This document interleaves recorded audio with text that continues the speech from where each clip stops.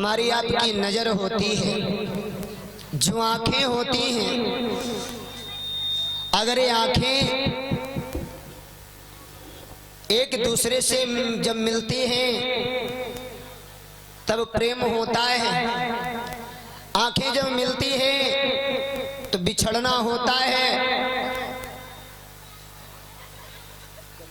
जब आंखें आंखों को याद करती हैं तब रोना होता है।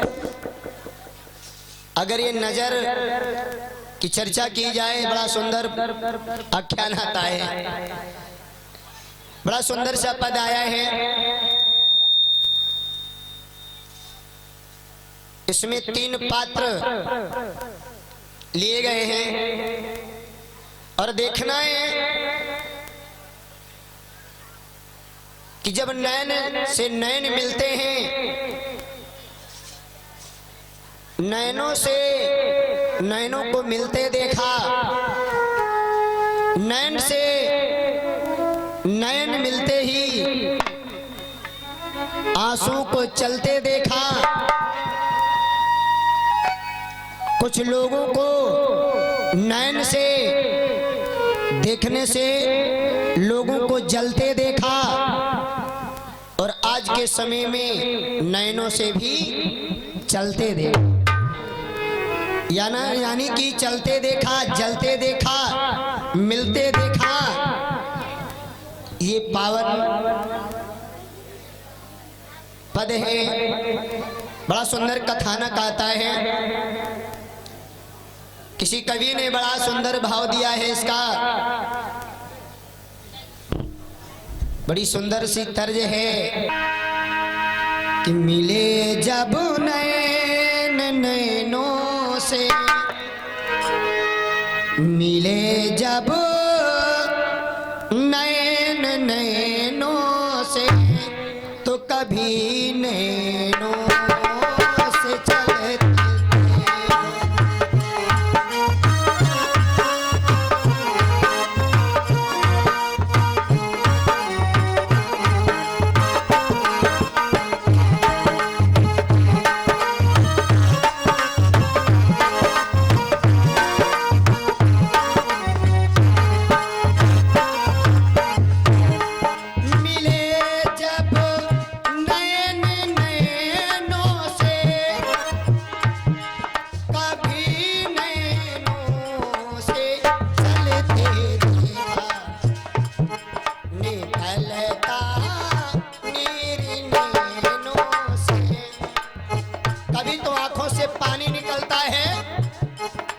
कभी आग निकलती है,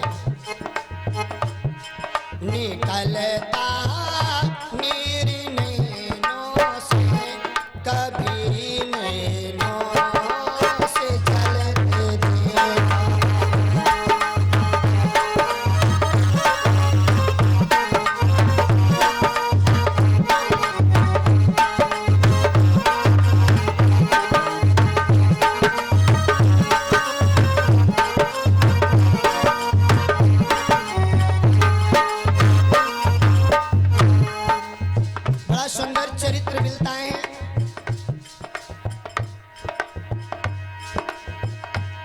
अब देखना है किसके नैनों से आग निकलती है और उस आग से कौन जलता है। यानी पहले आग निकलती है आंखों से और उन नैनों से निकली हुई आग से जलता कौन कौन है। राजा सागर ने, राजा सागर ने घोड़े को सजा कर यज्ञ में छोड़ा।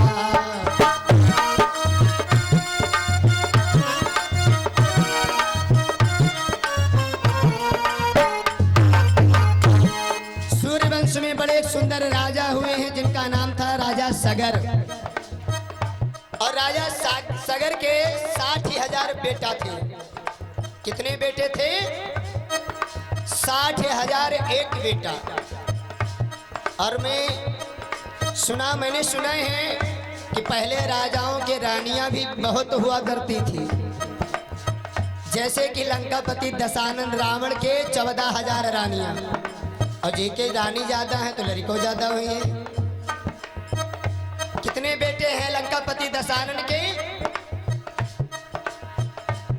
72 करोड़। रावण के लड़का जानते हो 72 करोड़ बेटा है, 14,000 रानियां हैं लंकापति दशानन की।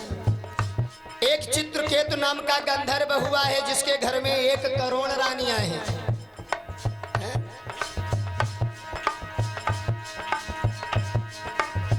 सूर्य वो यदुवंश में एक राजा हुए हैं जिनका नाम है शशबिंदु, जिनके 1 अरब लड़का रहे।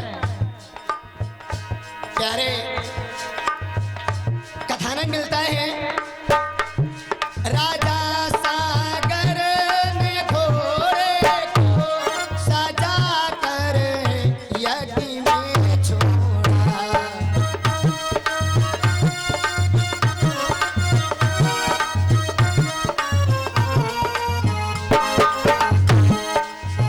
राजा सागर ने अश्वमेध यज्ञ किया और उसमें घोड़ा सजा करके छोड़ दिया गया, क्योंकि घोड़ा जब छोड़ा जाता था वो घोड़ा जहां तक जाता था तो घोड़े को छोड़ने वाले राजा की हुकूमत वहां तक चलती थी, वहां तक राजधानी हो जाती थी। और जो भी राजा उस घोड़े को पकड़ लेता था तो छोड़ने वाले राजा के साथ में युद्ध करना पड़ता था। आज घोड़ा सजा करके छोड़ दिया राजा सगर ने, और उसके पीछे पीछे उनके 60,000 बेटा जा रहे हैं। देवराज इंद्र ने विचार किया, अगर राजा सागर के ये यज्ञ संपूर्ण हो गई, क्योंकि ये राजा सगर 100वां यज्ञ कर रहे हैं, और पहले का नियम था जो 100 यज्ञ पूर्ण कर लेता था उसको इंद्र का आसन मिल जाता था, यानी इंद्र की कुर्सी मिलती थी। और कोई संसार में ये नहीं चाहता है कि हमारी दादा कुर्सी चली जाए, चाहे छोटे पद की हो या फिर बड़े पद की हो। देवराज इंद्र ने आज रास्ते में से ही राजा सागर के घोड़े को चुरा लिया और ले जाकर के महाराज कपिल मुनि के आश्रम में बांध दिया, और वो अपने महलों में चले गए। कपिल मुनि के जो आश्रम में चुरा कर इंद्र ने छोड़ा।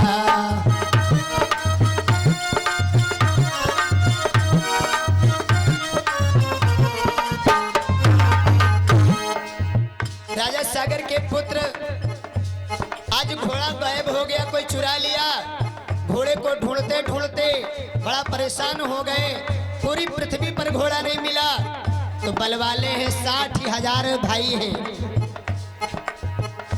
आज धरती को खोदना शुरू कर दिया, और पृथ्वी को खोदते खोदते खोदते खोदते महाराज कपिल मुनि के आश्रम पहुंच गए। और वहां क्या देखा, घोड़ा एक डाल में, पेड़ की डाल में बंधा है, और महात्मा जी आंखें बंद किए बैठे। राजा सगर के बेटों ने विचार किया कि ये घोड़ा चुरा करके ले आया और हम लोगों के डर से आंखें बंद किए बैठ गया। आज गालियां देने लगे, पत्थर मारने लगे, और महात्मा जी जब तक बर्दाश्त कर पाए तब तक बर्दाश्त करें। और जब नहीं बर्दाश्त हुई तो जैसे महाराज कपिल ने अपने नेत्रों को खोला तो क्या होता है, खुले जब नैन मुनिवर के, खुले जब नैन मुनिवर के, सागर पुत्रों को जल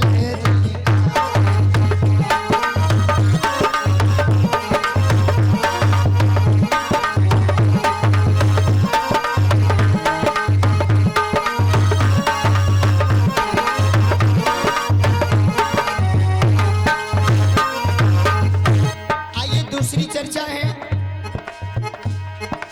राजा सगर के 60,000 बेटे जल करके महाराज कपिल मुनि की नयन आग से भस्म हो गए।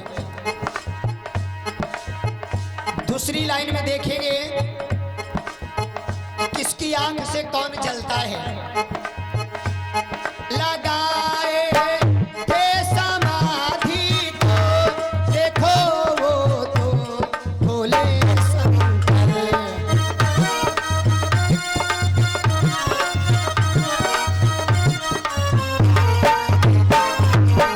भगवान शंकर समाधि लगाए बैठे हैं।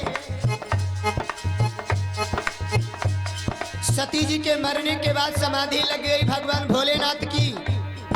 एक राक्षस पैदा हुआ तारक नाम का, उसकी मृत्यु होनी है भगवान शंकर के पुत्र के हाथों। लेकिन अभी शंकर जी के कोई संतान नहीं, जब विवाह नहीं हुआ है संतान कहां से आएगी। सभी देवता लोग पहुंच गए भगवान शंकर को जगाएं और बढ़िया सुंदर सी बिटिया को दे करके इनका विवाह करवाया जाए। जब विवाह हो जाएगा तब बेटा होगा, जब बेटा होगा तो तारकासुर का वध होगा। लेकिन कोई जगा नहीं पाया। लगाए थे समाधि को, देखो वो तो भोले शंकर।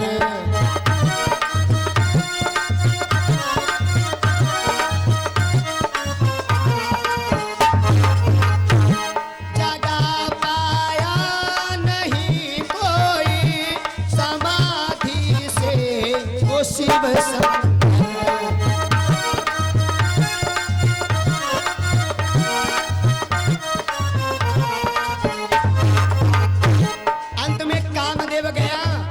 कुसुम बाण खींच करके जैसे भगवान के सीने में मारा, भगवान शंकर के नेत्र खुल गए। विचार किया हमने किसका क्या बिगाड़ा जो मेरे सीने में तीर मारा। इधर उधर कोई नहीं दिखाई पड़ा। एक पेड़ के ऊपर नजर पड़ी तो क्या देखा, कामदेव चढ़ा बैठा है। भगवान शंकर को क्रोध आ गया और अपनी तीसरी नेत्र आंख खोल दिया। यानी भगवान शिव ने अपना तीसरा नेत्र खोल दिया। और जैसे तीसरा नेत्र खोला तो हुआ क्या, खुले जब नैन शिव जी के, खुले जब नैन शिव जी के, तो कामदेव को जलते देखा।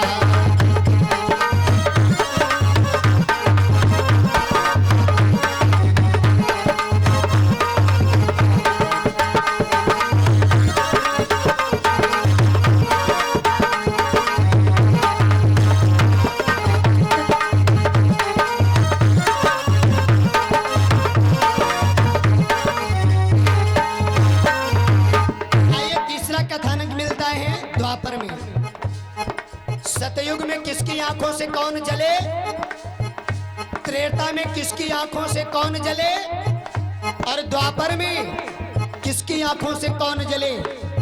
प्रसंग पर ध्यान दीजिएगा। भगे मथुरा से मनमोहन, छुपे जाकर गुफा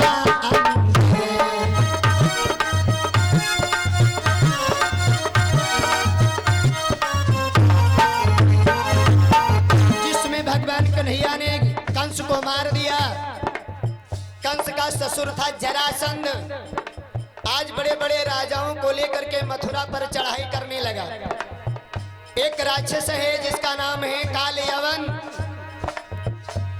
मलेच्छों का राजा है। भगवान कन्हैया ने विचार किया इससे लड़ना बेकार है, क्योंकि ये तो मलेच्छ है ये है, और मलेच्छी आदमी के पास में कोई भैया शुद्ध आदमी नहीं जाएगा। काल यवन की मृत्यु है मुचकुंद के द्वारा, ये भगवान कन्हैया जानते हैं। ये मुचकुंद जी देवासुर संग्राम में देवताओं की तरफ से युद्ध किया, बेचारे बड़ा परिश्रम किया। और जब युद्ध समाप्त हो गया तो देवता लोग कहने लगे भैया कुछ मांग लो। मुचकुंद कहने लगे महाराज तुम्हारे साथ लड़ते लड़ते हमारी नींद खराब हो गई, मैं बहुत दिनों से सोया नहीं हूँ, मेरे को ऐसा वरदान दो कि मैं अपनी नींद भर सो लूं। अगर बीच में कोई जो जगा देगा, मेरे नैन उससे मिलते मिलते वो मर जाना चाहिए, जल जाना चाहिए। आज देवताओं ने वरदान दे दिया कि जाओ जो तुम तुमको सोते हुए जगाएगा वो तुम्हारी आंखों की ज्योति से भस्म हो जाएगा। आज भगवान कन्हैया मथुरा से भाग लिए, आगे आगे कन्हैया और पीछे से काले अवन दौड़ाए चला जा रहा है।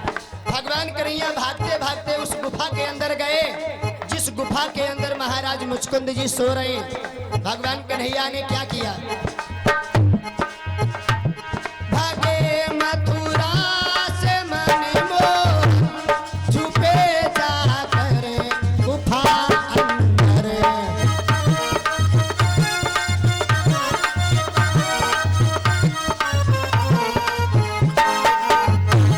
सो रहे थे वहाँ मुचकुंद, बुढ़ाया अपना पीताम्बर।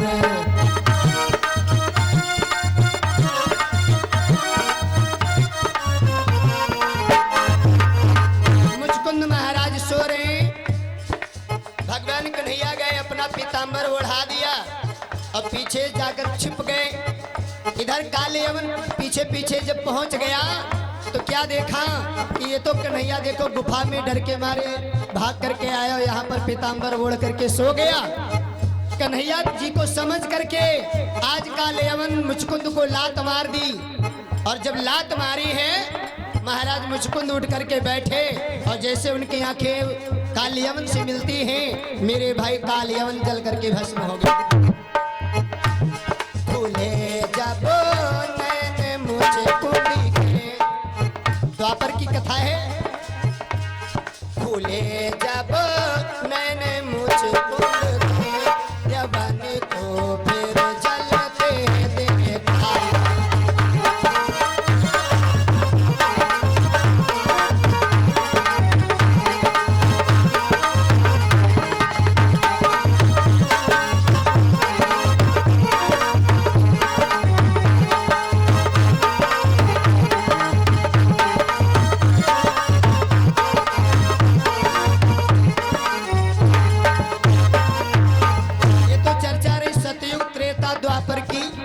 नैनों से कौन जले, अब आइए कलयुग में देखिए नैनों से कौन चले।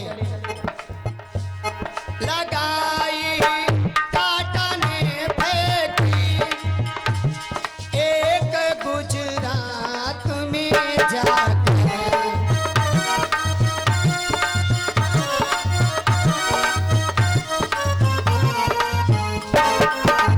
अभी तक नैनों से जले लेकिन कलयुग में नैनों से चले। एक बड़ी सुंदर गाड़ी निकली थी नैनो कार, लगाई टाटा ने फेंकी एक गुजरात में जाकर,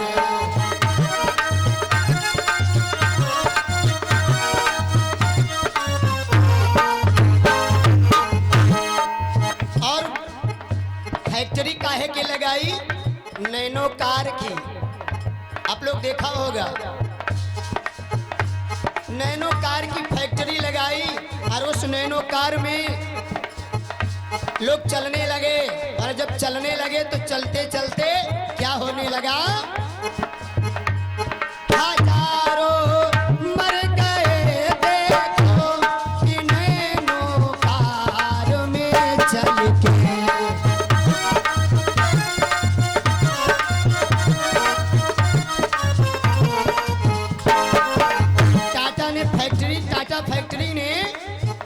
टाटा मोटर्स वालों ने बड़ी सुंदर सी एक गाड़ी बनाई जिसका नाम था नैनो कार। बड़े बड़े महाजन लोग नैनो कार को खरीदे और जब उसमें चले तो कुछ ऐसे हादसे हुए जो एक्सीडेंट में मेरे भाई हजारों लोग मर गए, हजारों मर गए देखो वो नैनो कार में चल।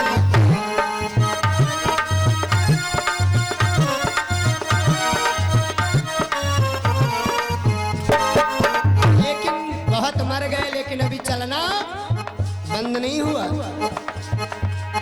अभी तुम